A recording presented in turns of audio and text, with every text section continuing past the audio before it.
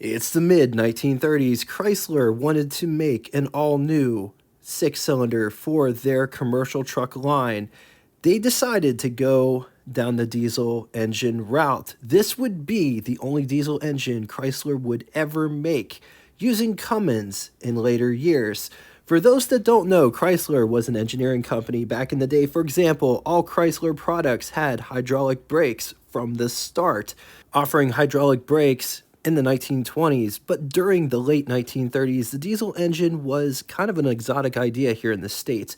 There wasn't really that many manufacturers to offer such an engine. Cummins, Waukesha, Mack, and General Motors were the only games in town. The diesel engine would be 331 cubic inch displacement. It would share a lot of the block design with the T43 Dodge HD truck engine, just with overhead valve and a different combustion chamber. The combustion chamber was a new concept called Lanova air chamber, which was essentially a pre-combustion chamber, which Chrysler called Twin Cyclone. The upper injector sprays across the combustion chamber. Some of the mist would go into a smaller pre-chamber called the energy cell. The air in the cell is hotter than the rest of the combustion chamber. About 40% of the fuel ignites in there. The flame front travels back out of the cell into the main combustion chamber, creating turbulence and igniting the rest of the charge.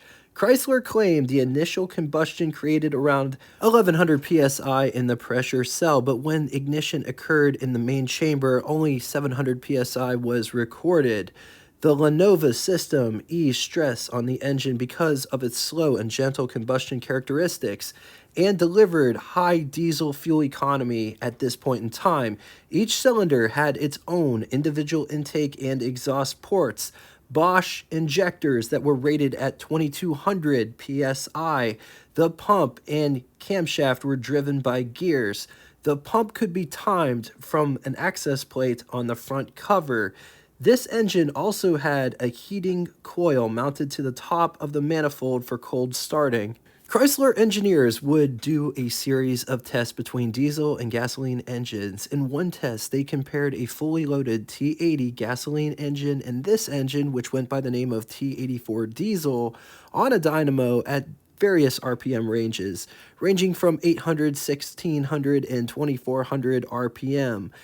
At 2400 RPM, the diesel would burn 6.6 gallons per hour, while the gasoline engine used 10.7 gallons of gasoline per hour. With a full load at 800 RPM, the gasoline engine used the same 10.7 gallons per hour, while the diesel dropped down to 4.3 gallons burned per hour. Dodge also did real-world tests with these two, using 3-ton trucks, identical in every way but the power plant, ran them together 37,000 miles. The gasoline truck got 3.74 miles to the gallon, while the diesel got 5.23 miles to the gallon.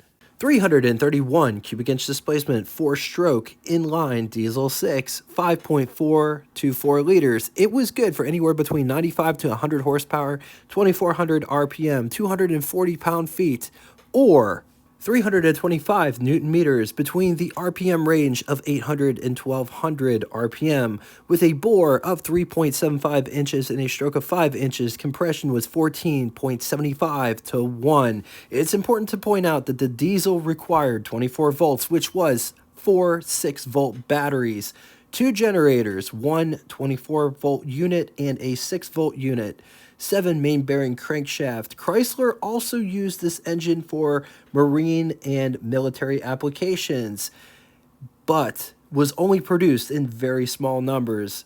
Sources are not cut and dry on how many units were produced. I saw a figure for 606 units produced throughout all of the years, through all of the different applications. Years this engine was used was between 1939 through 1942.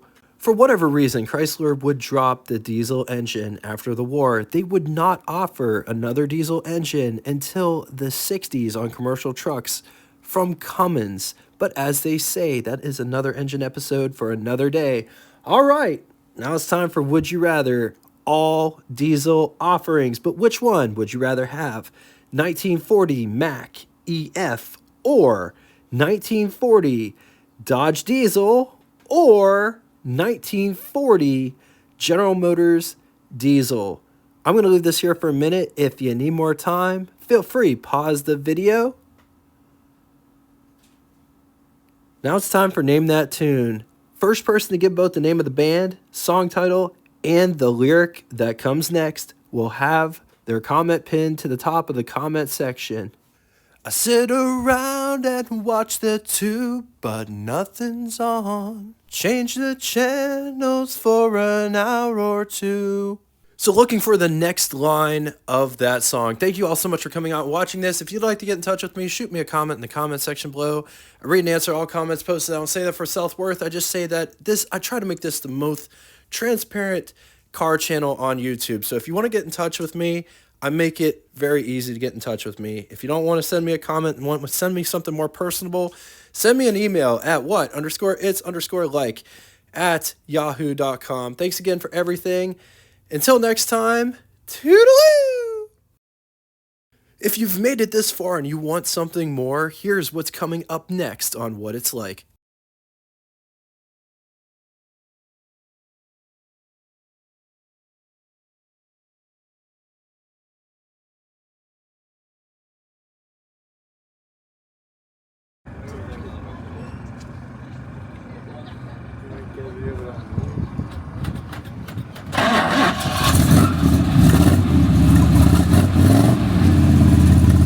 That sounds a hell of a lot better than a Kaiser Darren.